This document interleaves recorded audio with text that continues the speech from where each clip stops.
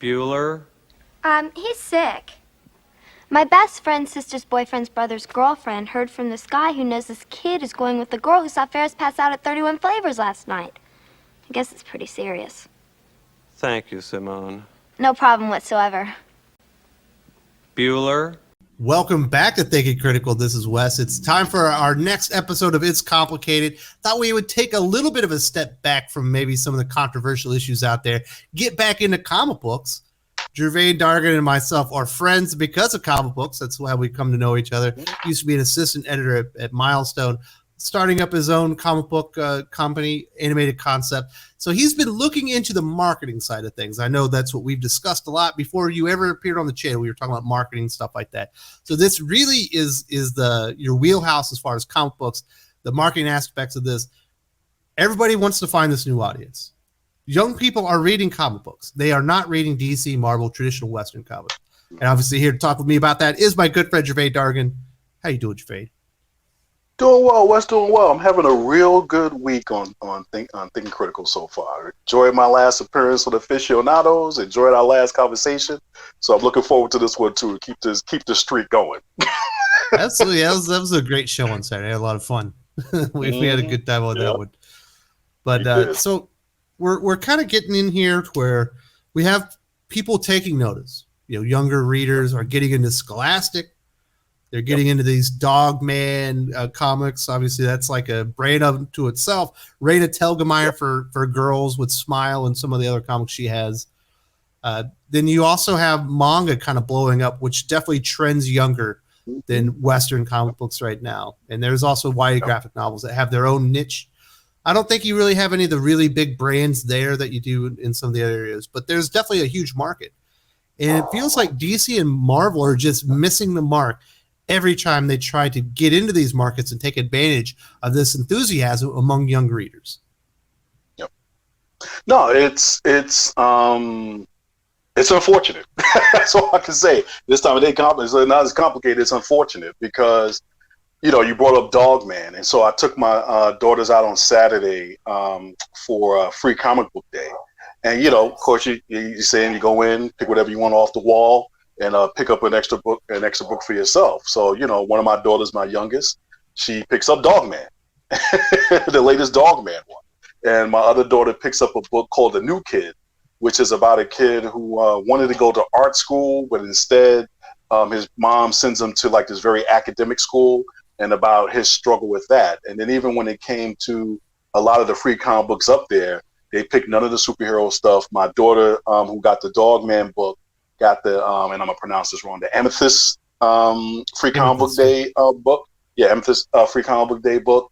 And it's like, it's clear you can see where their taste lie. And a lot of it is just as one of my guys in my one of my marketing team right now, Marcel Van, because he said I could drop his name, also known as Marcel the Loser. Check him out on Twitter, Facebook, and Patreon, and help the brother out. He knows what he's talking about, and that's why I'm consulting with him. But it's like story is what matters. Story is what matters with these kids coming up. If they see a story that's interesting to them, that's what's going to draw them in. And then all these other little things are just basically, as I said before, they're cherries on top in terms of their interest in the story. And what's funny is that they want to pick out what they're interested in. And I use that as an example because I got the Primer graphic novel after hearing about that. Mm-hmm. And I basically gifted it to my daughters. And basically it sat on the table for like 3 or 4 days. I just ended up taking it back. So I don't know if it was just like, well, Dad gave it to me and that's just not cool. I don't know whether she was just a superhero, but it's just like it had zero appeal to either one of them. Now, for some reason, I had gifted Scott Pilgrim versus the World to one of my oldest daughter. And so when I saw she wasn't quite opening that up, I went to go retake it back. And she was like, no. So I don't know if she had gotten around to it, or because it looks like manga, she just hadn't gotten around to it, but she wants to read it at some point. But it's clear that with this younger generation, the superhero genre has a lot of catching up to do. Not in TV, not in film, but definitely in terms of comics, absolutely. Yeah. Yeah, it's crazy. I think that Marvel and DC are under the impression that because they have the characters, that have the worldwide acclaim, that have the billion-dollar movies, that have great cartoons. They have all these things working for them. Like, they don't have to put their best foot forward, or they don't have to try, and they don't have to compete for this audience. But it's got to be clear to them by now that you absolutely do, and they are creating or tailoring, products for the audience. And it's like they can't get out of their own way. Like, why are you promoting these books like in Batman? It's clearly not for Batman readers. There's got to be a better way. Preach. No, it's like, it's kind of like we've talked about this before, but it's like going back to Free Comic Book Day, my oldest daughter, she picked up the Beast Boy Loves Raven Free Comic Book Day thing. And I know why she picked it up. First of all, she knows those two characters from the Teen Titans Go show. It's playing on that romance in the show. And, it's the cover speaks right to that audience. Cover speaks for itself. So she saw it, she gravitated to it, and that's when she picked it up. And it's like, great. I'll bring her to the store. That's what she's going to get. I don't need to see that in my Batman comic.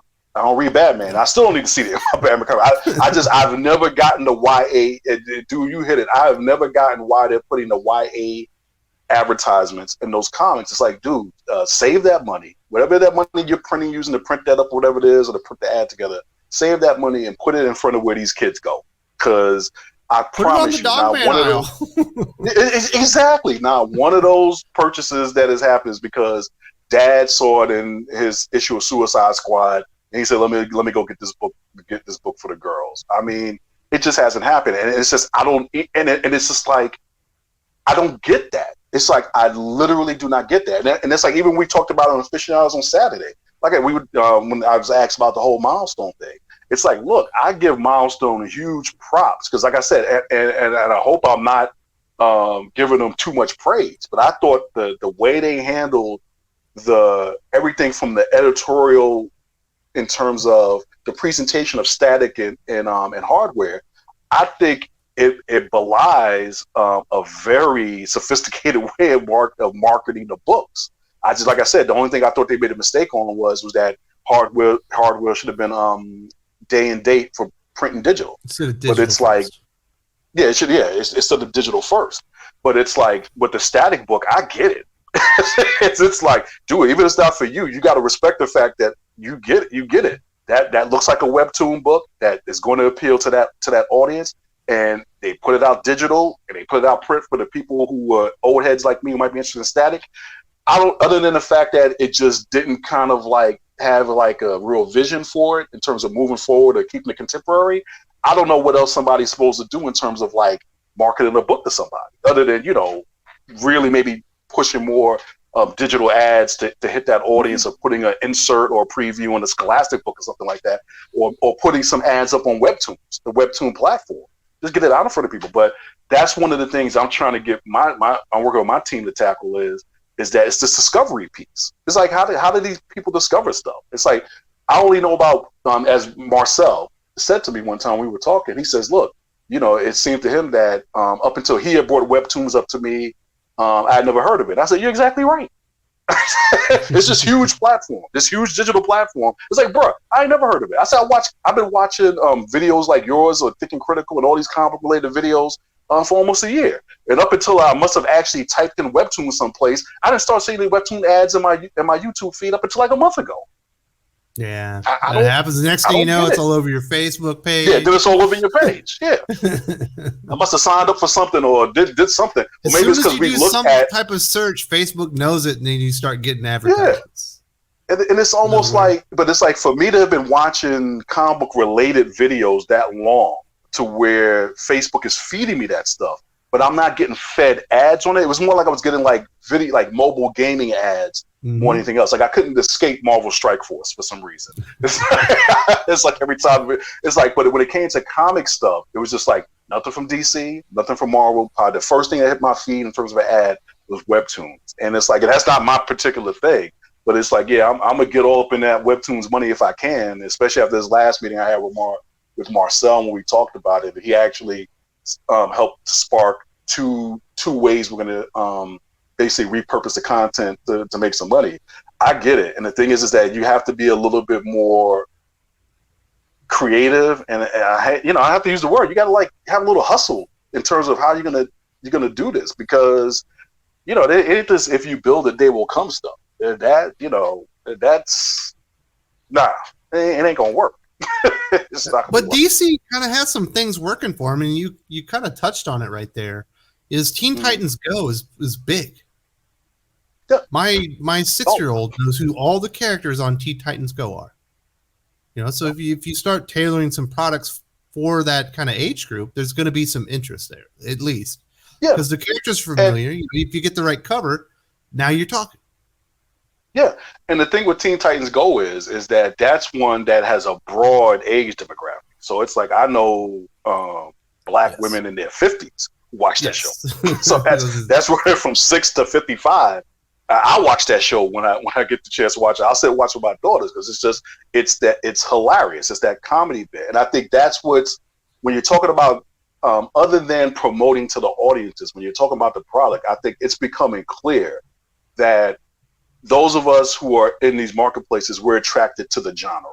That's the key thing. It's like you really have to start identifying what your audiences are by what genres they like. And it's like comedy is a big one and it's a broad one for everyone. And it's like with Teen Titans Go, I think if DC were to have a more effective strategy, they just need to get Teen Titans Go in front of more people and stick all the YA ads you want in that book or whatever it is. They had but, Teen Titans get that Go comic book, and I was buying it for my 5-year-old at the time. He's had a birthday since then, and they canceled it. It was like that one. It's almost like you don't even need to make money on that one. It's just it's a good place for kids to see something that's clearly for them. Yeah. It's a loss leader. If you're going to do comics as a loss leader, then that's one that you do it as.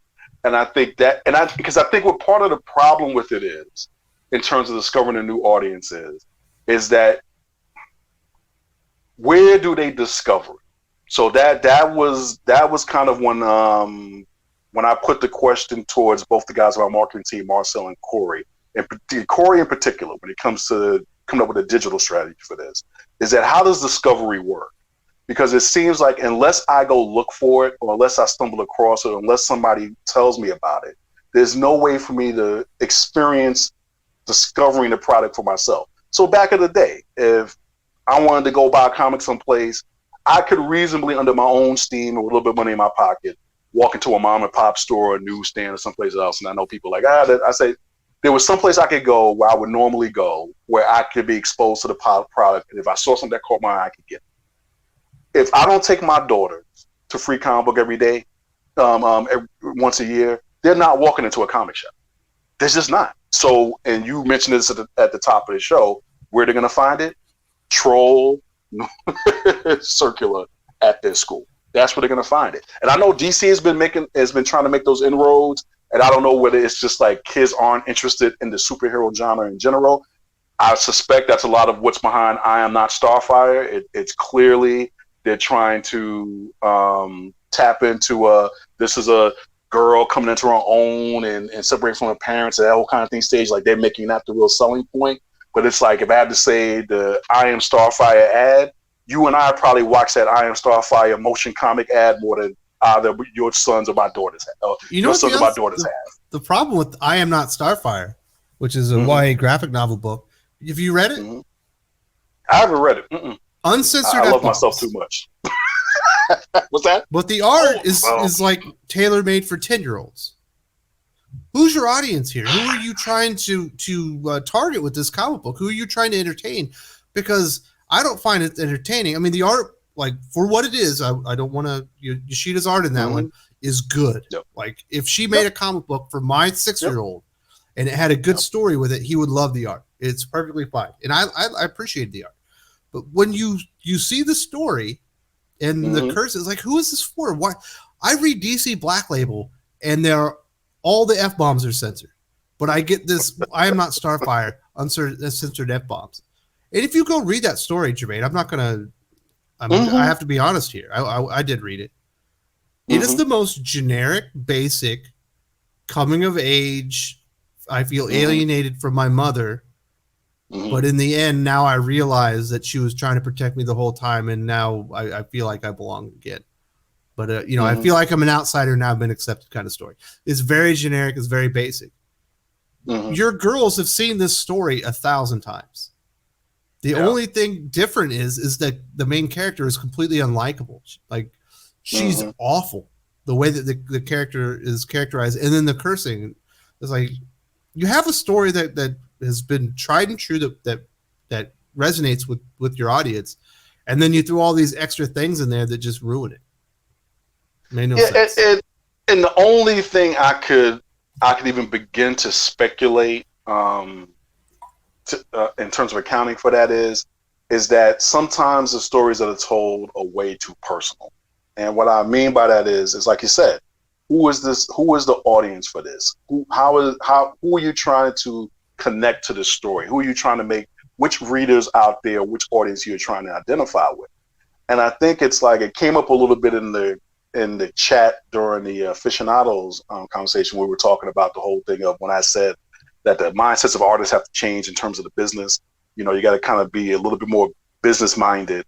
And the person was like, well, the thing is, artists are trusting. And I get all that. But it's like, this is a commercial art business. You're trying to sell something to someone. It's not a fine arts business or a fine arts model where you're saying, I have this very personal vision I want to put out to the world that, at least initially, only 500 people may be interested in it. And I'm going to keep putting it out no matter what. It's like, no, at the end of the day, you got to put some butts in seats to read these books.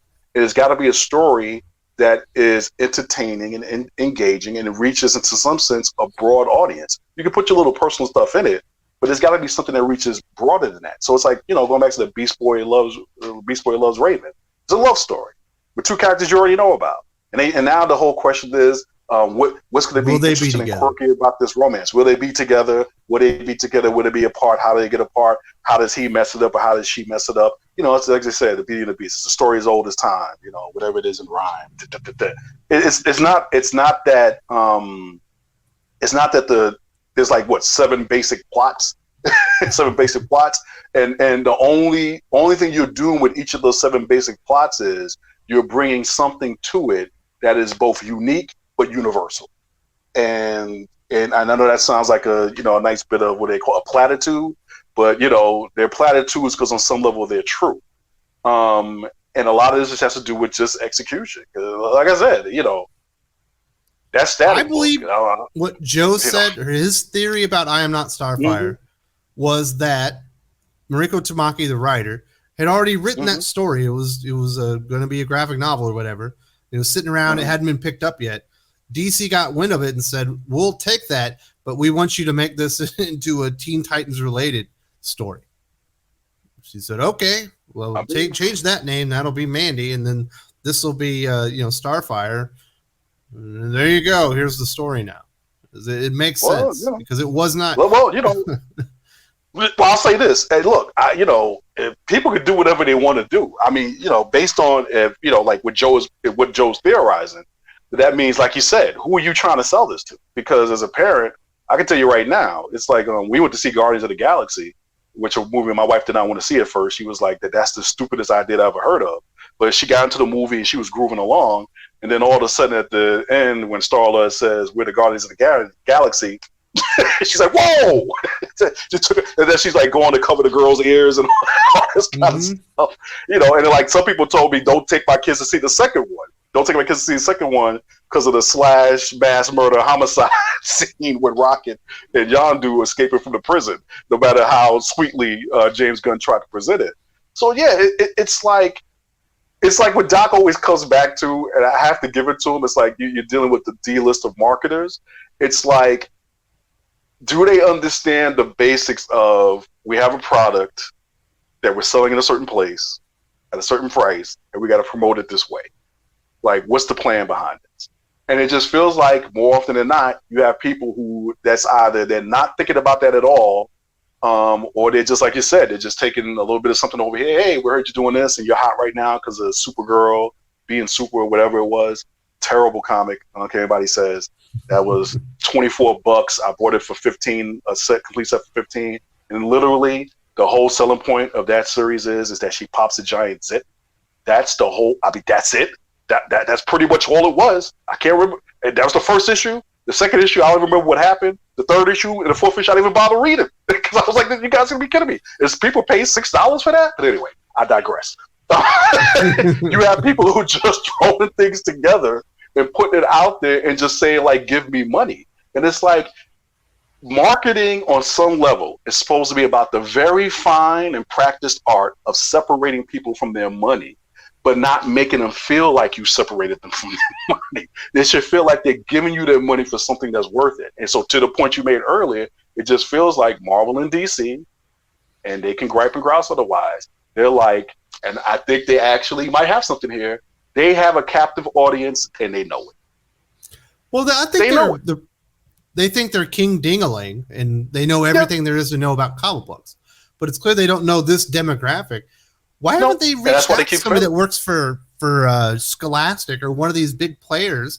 You know, you don't have to get Rita Telgemeier herself, but somebody that's worked within there that says, this is how you identify the audience, this is how you connect with them, and these are the types of comics. Let me curate the line for you and go acquire the talent.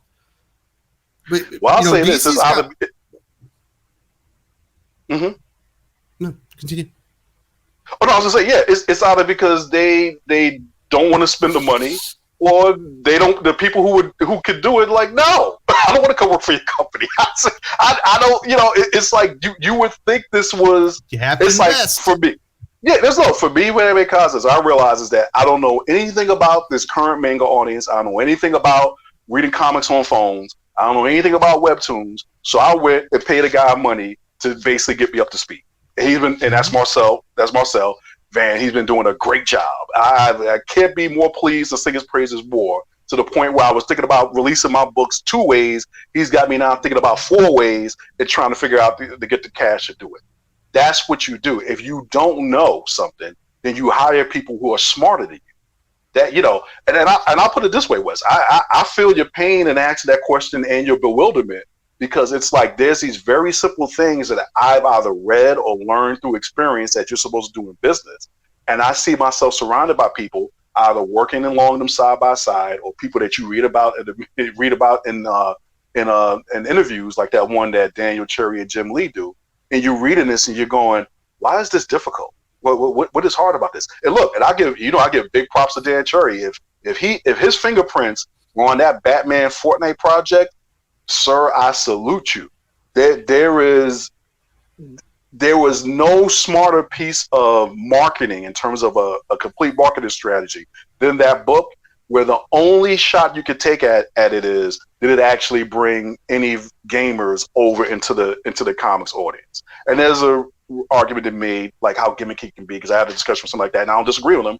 It is gimmicky, but in terms of if I'm trying to move a book, sell a book, you can't beat that joint. You can't beat it. You can't beat it.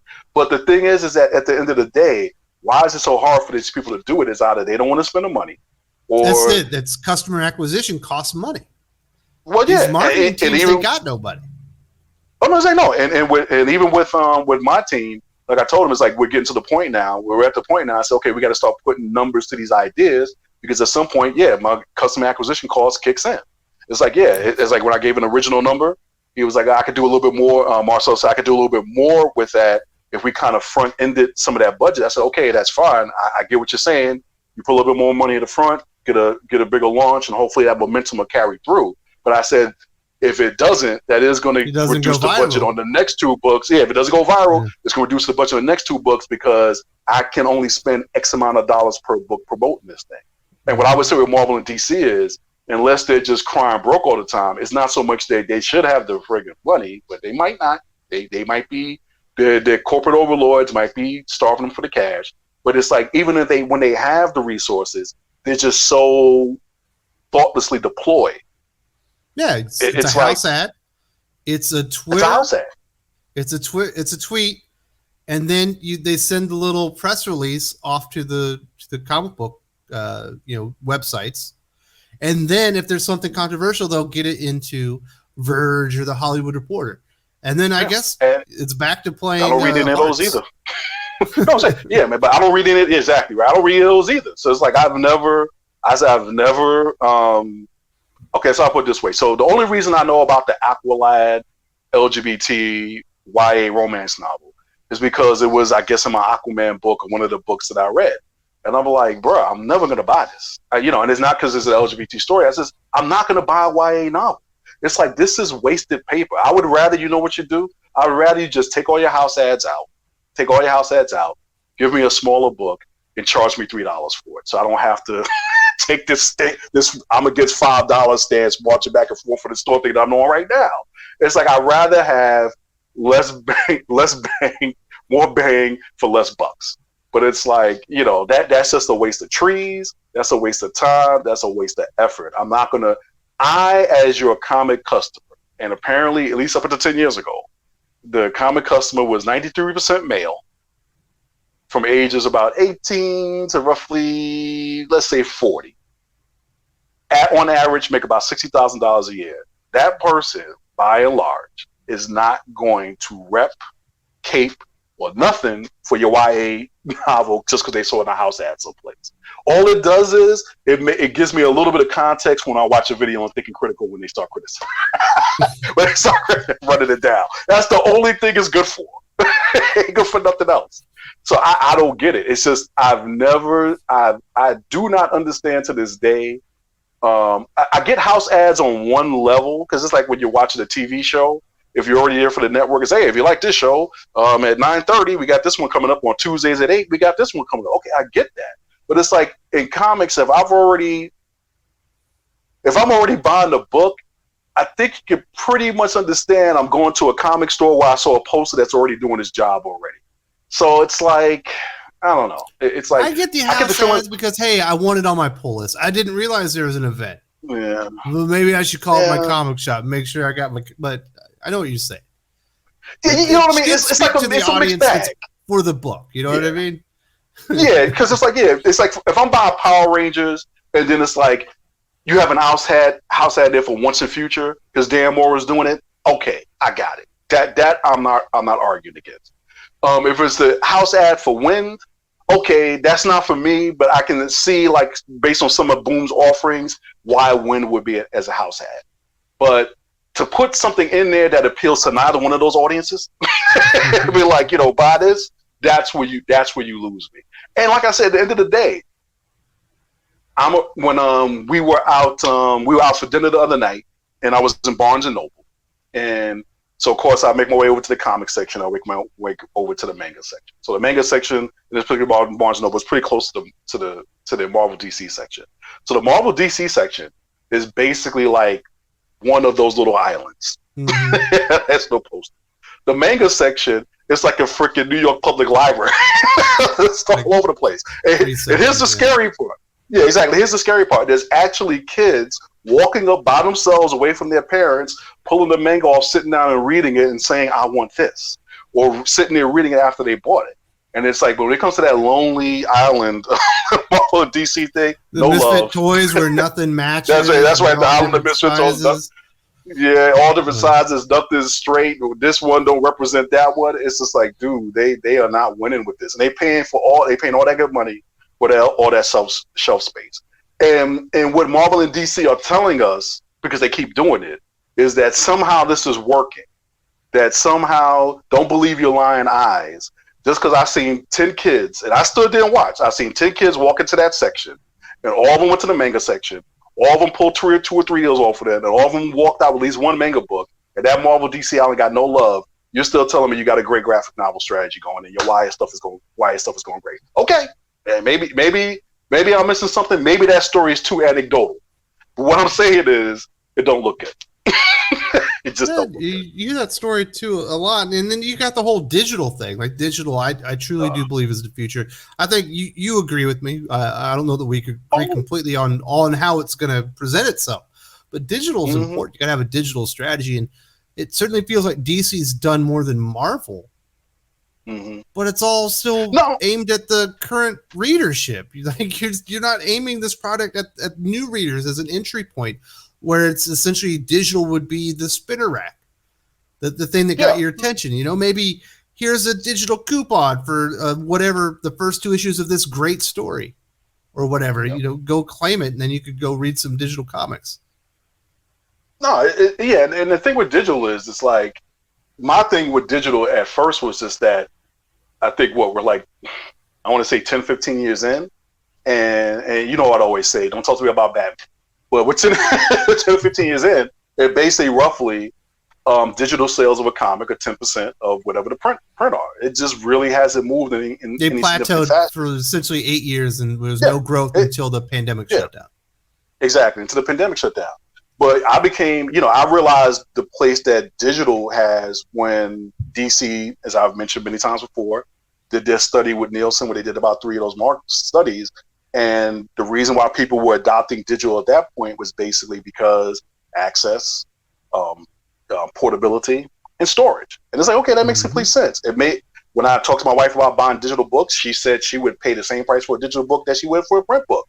Who am I to argue with taking people's money? It's like, if you're willing to pay the same price as a print book and my cost to get that book to you are significantly halved, I'll take your money. So I got no problem with that. I think what a lot of people aren't realizing, because this came up on Aficionados this past week, is that with this blockchain stuff, man, like when you told me about the blockchain, we had a convo about it, and I watched the video, and when I learned what the NFT thing was about, I was like, oh, now you're going to see digital take off, because now digital, I think not only for digital comics, but for digital products in general, exactly, that sense of ownership, if it's collected, it's like, this is mine, is going to be introduced into the digital space in a way that it was just like before, you just selling people the rights to air. It's like, it's like buying bottled water. It's like, here's the space in the cloud. If I shut it down, it's not yours anymore. It's not yours anymore. This is going to change all of that. And so the thing with digital, even what it is that it's just a question of preference. So you're right. While I agree that digital is the future, I don't necessarily think that print's going to go anyplace. But this again comes back to what we've been saying the whole time is that you got to sell it to the right people. And I'll use my daughters as an example. Both of them are not digital readers. Both of them are print readers for different reasons. One is as a print reader because she likes the feel of the paper, and she won't buy certain print books based on the texture of the paper. The other one is like, well, if I'm trying to disconnect from the computer, what's the point of me staying on the computer to read a book? I just rather read a book. Now I'm saying, now those are just two kids right there, anecdotal. Now you got to go to a whole marketplace where everybody's making decisions like that all the time. And you got to find out what's the common thing between them so you can sell the book to them the right way. And to my knowledge, nobody's doing that. So I encourage people, if you have Hulu, I don't know if it's still on there now, but I think it's the documentary about Nickelodeon. It's called The Orange Story or something like that, the Nickelodeon. And then you look at what Nickelodeon did to basically get their programming, their product right. They actually had an arrangement with a school someplace, and they went and did a bunch of focus groups with the kids. They said, these shiny shows, what do you like in these shows, what did you gravitate to? And they actually found out what their audience liked, what they would engage with, what was connecting with them. And they built a product around that. I just don't see that in comics. Wizards of the Coast, when they were Dungeons and Dragons was kind of dragging butt, and not doing as well. They sent out a couple of surveys to the people who were hardcore customers and found out why they bought stuff the way that they did and where they bought it and everything else. And they changed their whole marketing strategy around it, and it became the corporate juggernaut that we all love and hate at the same time now. It's like, it just doesn't seem to be difficult, but it's like Marvel and DC, for whatever reason, just can't be bothered to do it. Because if they did, I would see different stuff. New 52 was about as close as they came, but even then, I realized at a certain point, they were just half-assed it. That's the only way to say it. At a certain point, it was like, no, if you had actually claimed they had a real concrete thought about really changing the industry around and the way comics were sold, you knew by two things that's not what they were doing. I mean, it was great to see comic ads in movie theaters. That was great. But the fact that you couldn't buy the comic in the theater on the way out, and I get it because people have told me, well, the floor space in the theater costs X amount of money and this and that. That it's like, guys, I don't know what to tell you. I just don't know what to tell you. You can't run a movie at the theater and then for like another hour, I never run into a Batman comic. I got to go looking for a Batman comic. Okay, you're not going to sell anything like that. Called impulse buying. It's kind of weird. You know, you're a father. I'm a father. I buy comic books for kids. You know, I like Tiny Titans. You know, it's perfect for my son. You know, the art works for him, and the stories are good. But you can't wish these things into existence. You know, you put the one comic book on the table, and you hope that she bought it. But afterwards, or she'd read it. Afterwards, you felt like, well, I just wasted my money, because apparently, you know, she wasn't really all that into Primer. There's other strategies that they can do, and they used to do this a lot with toys. They're going to have a new toy come out. You have a cartoon. They introduce you to the character. You get a little bit of backstory. That way, when you're playing the toy, you know what Skeletor's motivations are. You know what He-Man's motivations are. Well, there's a lot of synergy, specifically with manga, between the anime and the manga itself. They're essentially shot for shot. They're faithful adaptations. And then, you know, once you watch the anime, you can go in and get some manga.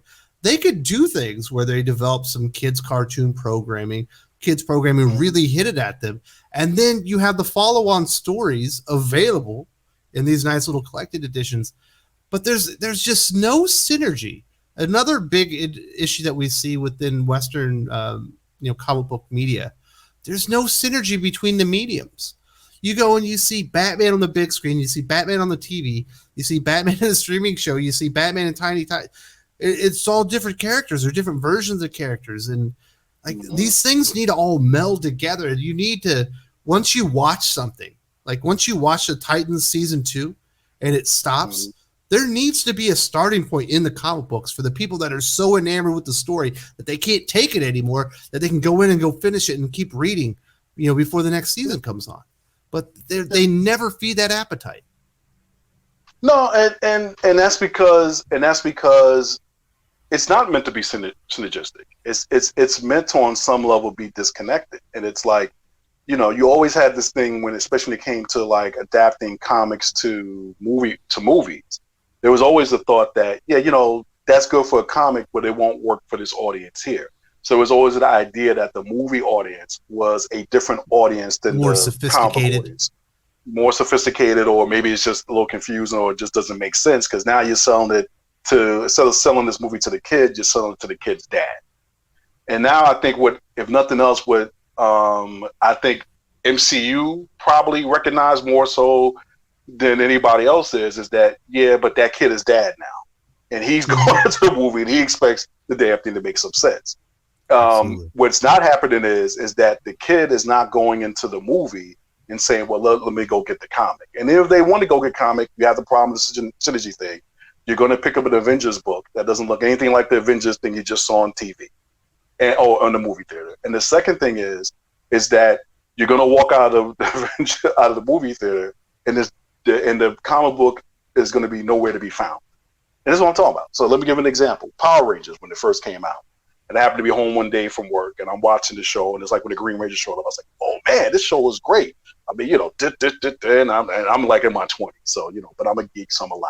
I'm a 20. But what happened was, as soon as I became aware of the show, when I went to Target to go pick up my toothpaste or whatever it was, there were a bunch of Power Ranger toys sitting on the shelf. So I was like, oh, that's that show that's on TV. So what I'm saying is that I see it on TV, then I walk to some place that I go, and it's a product there that I can buy, now that I've piqued my interest on the TV, was recognizable. I can now, if I want to further engage with that and say, you know what, that Tommy Oliver character is pretty cool, I'm going to buy this Green Ranger figure right here and put it on my shelf, I can do that. With comics, what happens is, okay, I watch the TV show. Oh, I really like the new She-Ra, whatever. There's a She-Ra comic. If my kid wants to buy that She-Ra comic, there's the bus. Good luck riding an hour and a half to this comic store where they may or may not have it in stock. But go ahead. Finding the 5 stories that inspired that season. Exactly. It's like you look at Invincible with season 1. You can pick right up on that if you have the omnibus or whatever and continue reading that story, because it's a real adaptation. That's right. Amen, brother. Hey, no, dude, it's like Batman versus Superman. You got Death of Superman. You got Dark Knight Returns. You got a couple other movies in there. Yep. Like, how do you blow up Death of Superman and Dark Knight Returns in the same movie? Those are $2 billion movies. Why would you put them together? No, it's like, dude, when I watched the Invincible show, I was like, okay. It's like, and even though I kind of knew because I had not read the first few issues of Invincible, so for me, the real benefit of watching this show was it kind of gave me because you can't get those things for nothing now. And I don't like reading omnibuses, so the show was good. But you're right, it's like, but all the high points, all the things, the connective tissue between the story and the comic, they were in there. Same thing with Walking Dead. Walking Dead, when you watch the show, it's like, yeah, they do a couple of twists here and there. A few people live a little bit longer than they should, but generally, all of the high points, the story all the touch beats, points, like yes, they're the story here now. beats, They're they're there. now. They're at this. Yeah. So if I just want to read the original comic version of it, it's like, yeah, you get a slight twist of it, but it's something like it just deepens your connection with the story that you already fell in love with. And and I'll go to Marcel again. And Marcel's been beating in my head, and I've been thinking about it in terms of a marketing message for animated concepts. But the thing is, he's like, what counts to this audience are the stories. So when they're going from reading the comic to watching the story in a movie, they want to see the movie version of that story, not just a completely different story that's in a movie. And these guys don't get it. We all read Infinity Gauntlet. We always say this, well, we just want to see how this turns out. But some basic things have to happen. He's got to kill half the universe. A bunch of people got to die while they're fighting him. And eventually Thanos gets to the end and everybody comes back. The whole they came back 5 years later thing, that was a nice twist, but it doesn't take away from, oh, that's not the Infinity Gauntlet. The only thing I lamented from the whole Infinity War thing was Silver Surfer not being in it, because one of the great hilarious moments was when Silver Surfer tried to fly to grab Thanos' gauntlet, and he ducked, and Silver Surfer kept going. That was just like some Looney Tunes, like Roadrunner stuff going on. But other than that, it kept to the spirit of, if not the exact story, to the spirit of it. It added some flourishes, but it's like, yeah, it can't be so unrecognizable that, like, if I see, and that's what I always loved about the Justice League of America comic. When I got into comics through cartoons. So when I watched Super Friends, I was like, oh, okay, this is kind of cool. And when I walked into a newsstand one day, I was like, oh, this is like those guys that I see on TV. But you mean there's more adventures of them? And the Justice League of America comics weren't so different. It wasn't like, this guy was Batman's half brother who murdered a bunch of people and then now wearing a costume to make up for it. And Wonder Woman is his half sister he's having an affair with. It wasn't that. It was just like pretty much they were analogs in terms of that. So, and even in the Super Friends cartoon, they were known. They had JLA communicators, or known as the Justice League. They were just called Super Friends. So it's like, all right, not too far stretch your imagination, but yeah, exactly. It's unrecognizable when you get to that point. If you get a Smurf comic, it's pretty much like the Smurf cartoon. Enough said. That's what Aaron Sparrow, when he was on the Boom Kids line, he said, when I want his idea when he was the editor is that if a kid opened up a Toy Story comic book, it would feel like they were reading a movie. Like it felt right like it was in the universe. Mm-hmm. Yeah, it's an extension of it, and that's what you're doing is you're saying that, hey, you really like that movie? Hey, come read this comic and see the further adventures of that. All those groovy character dynamics, the people that you like. Now you're gonna just see more stories of that, and it's like comics just don't get it. So it's like they're doing Doctor Strange and the multiverse of madness or whatever it is, and now they're gonna kill off Doctor Strange. I'm like, guys, somebody just please explain to me, unless you, and that's all I can say. And all I can say about it is this: is that I think and I've said this before on the show, but I think people have to really understand the goal of these movies is not to sell comics. Okay, and that is. People have argued with me about this before. I'm telling you, Ike himself said it. His whole point was that the movies are to be okay. Because I'm about to contradict myself. So they're there to sell action figures and backpacks. Yeah, and backpacks and merchandising. Yes. So I would say that he said they were billboards to sell. No, I got it right. They were billboards to sell the merchandise. That's what the movies are. Absolutely. I think the mistake we make is we think that they consider comics as part of that merchandise, and they don't. They don't. No, they don't consider the comics part of the merchandise. Yeah, they don't. If at the very least, what it is that the comics are there to see. Okay, if these group of rubes will buy it, can we get the bigger group of rubes? No, I'm being sarcastic. The bigger group of rubes to buy it, and it's like, and so that's the only thing that can explain why when you have the Doctor Strange movie coming out, you kill off Doctor Strange. As we all know on the aficionados, as we all know on It's Complicated, as we all know in the Thinking Critical universe, is to get a mention in Time Magazine or Newsweek or Verge or a Hollywood Reporter to promote the movie to sell the merchandise. So basically, we in comics are, especially in the superhero genre, because the manga guys, you guys are good. You're enjoying life. You're bringing, it's a big tent. Everybody's welcome and y'all making money. The YA guys, you guys are doing great with your dog mans and your smiles and everything else. But we lowly folk, the superhero comic book business, we're just here to just extract pure money and trends. Are we from. paying to That's be all test we're good subjects for. to be part of a control group? Of course, we've been doing that since 1995. Easy. We've been paid for Whatever the year, part of whatever the year. control group. That's right. Whatever the year Marvel went bankrupt, that's when we all became became a part of the great Marvel control group. It was the house, said, went from the House of Ideas to the House of Control. 45% of readers had a negative reaction to Exactly. Riri Williams. That's not gonna be a solution. Yeah. What about Miles That's Morales? right.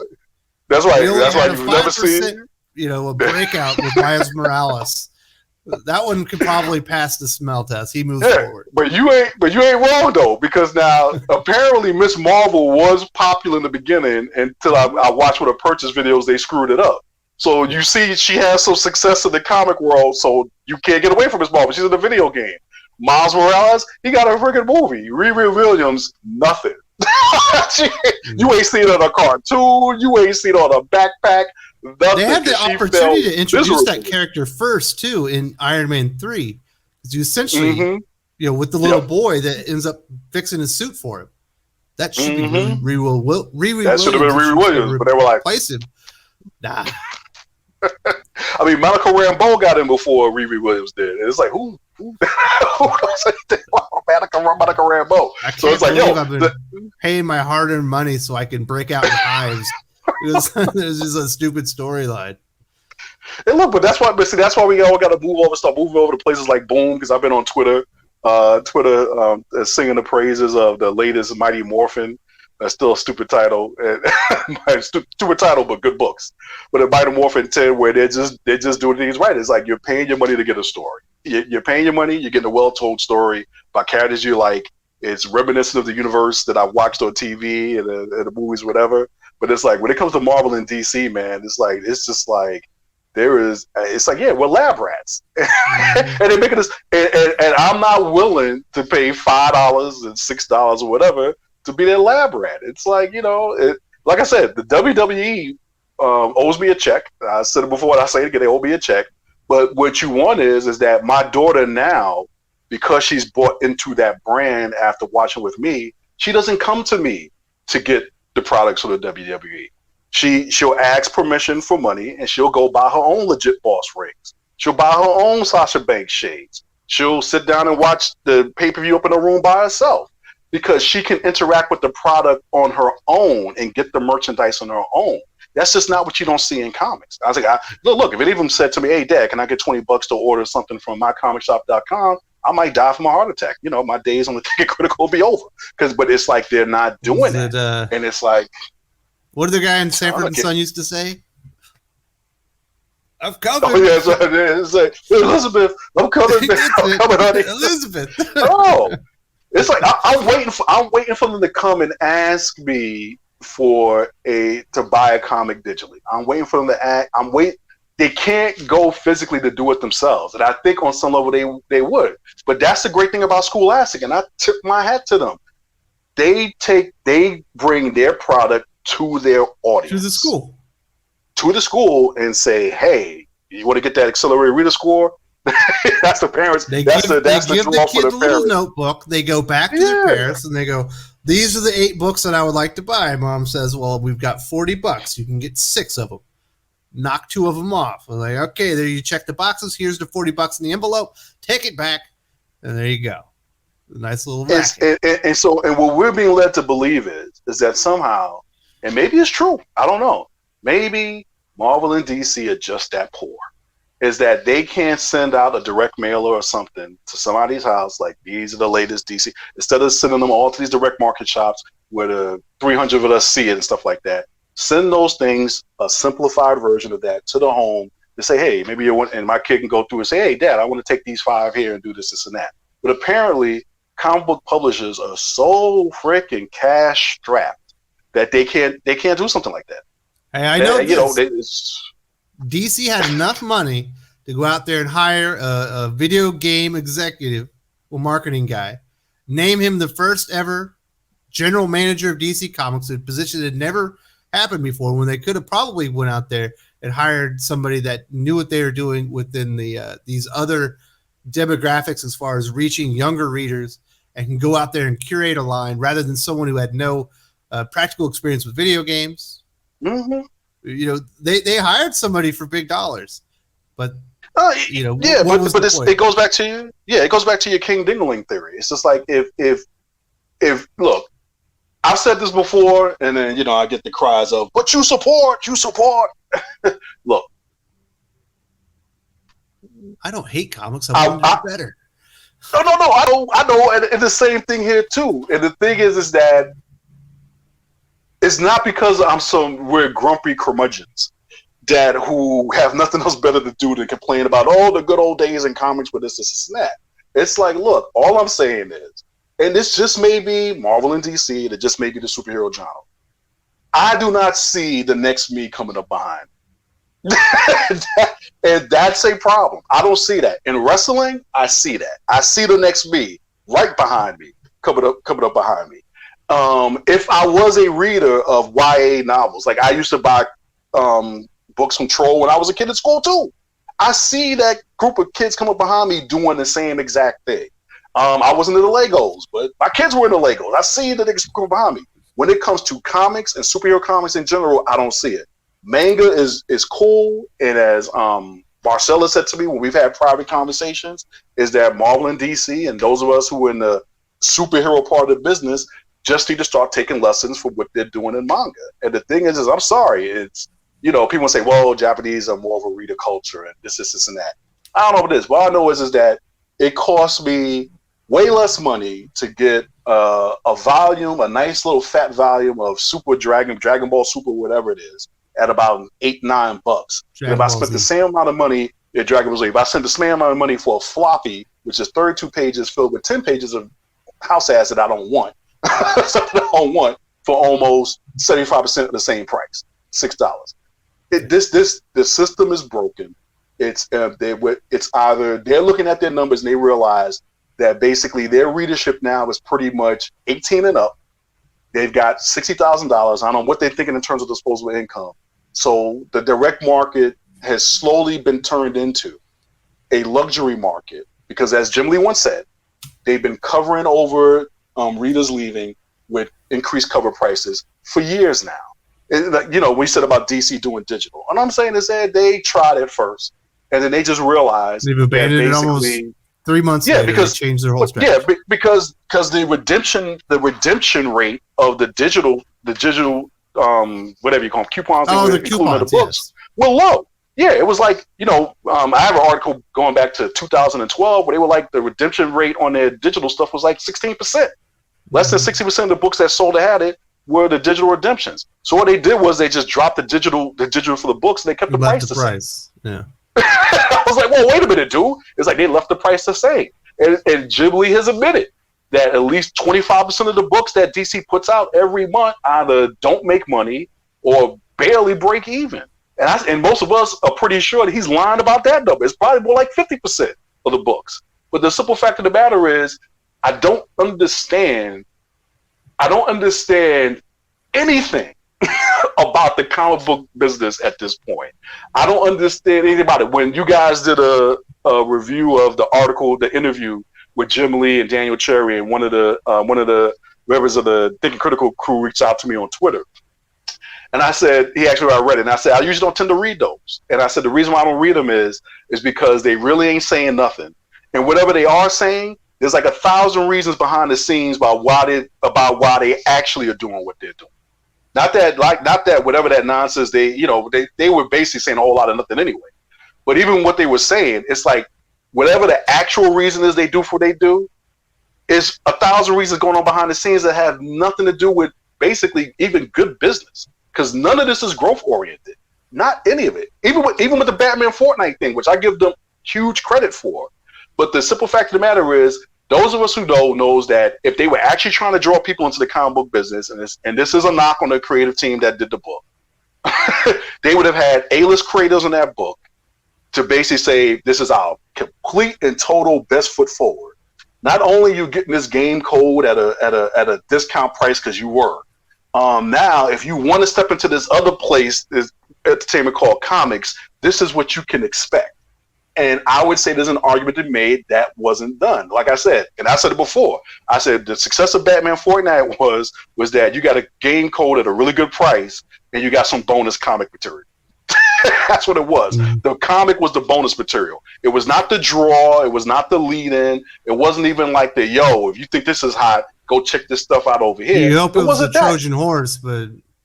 Yeah, it was like you had Scott Snyder doing it. Scott Snyder's going to do the Batman Fortnite with Greg Capullo. We're bringing him back for this big thing. That's how you put your best foot forward. He's co-writing the next one, but he didn't write the first. Oh, he's because that's what you do when you're going after an audience as big as Fortnite.